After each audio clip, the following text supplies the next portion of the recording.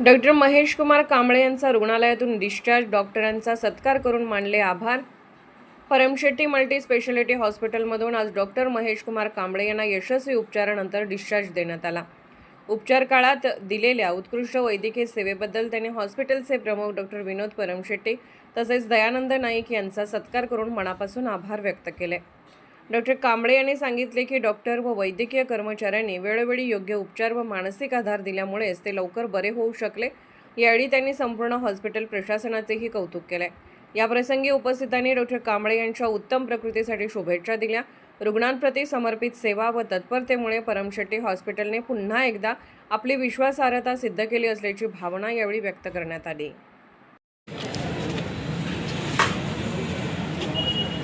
गेल्या मंगळवारी अचानक माझी प्रकृती बिघडलेली होती।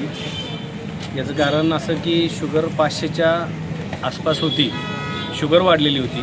त्यामुळं आदरणीय मिरजेतील आपले अतिशय तज्ज्ञ असे डॉक्टर विनोद परमशेट्टी सरांच्याकडं शुगरचा रिपोर्ट दाखवल्यानंतर सरांनी ॲडमिट व्हायला सांगितलं। शुगर जास्त असल्यामुळं धोके निर्माण होतात असं सांगितल्यानंतर मी गेल्या मंगळवारी आदरणीय परमशेट्टी सरांच्या हॉस्पिटलमध्ये ॲडमिट झालो होतो आणि त्याच वेळेला सरांनी इतक्या चांगल्या पद्धतीनं आणि सरांचा संपूर्ण स्टाफ, सरांचे सर्व असिस्टंट डॉक्टर असतील, आमचे शेख सर असतील, सर्वांनी अतिशय घरातल्या व्यक्तीसारखं माझी ट्रीटमेंट केली।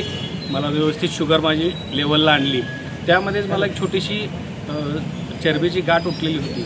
त्यासाठी सुद्धा परमशेट्टी सरांनी आपले जुनं लोकर हॉस्पिटल जिथं होतं तिथं विजय हॉस्पिटल म्हणून डॉक्टर विशाल पाटील सरांनी सुरू केलेलं आहे। त्या विशाल पाटील सरांनी सुद्धा ती सर्जरी इतक्या चांगल्या पद्धतीने केली आणि आज 4था दिवस आहे, जखमसुद्धा भरून आली।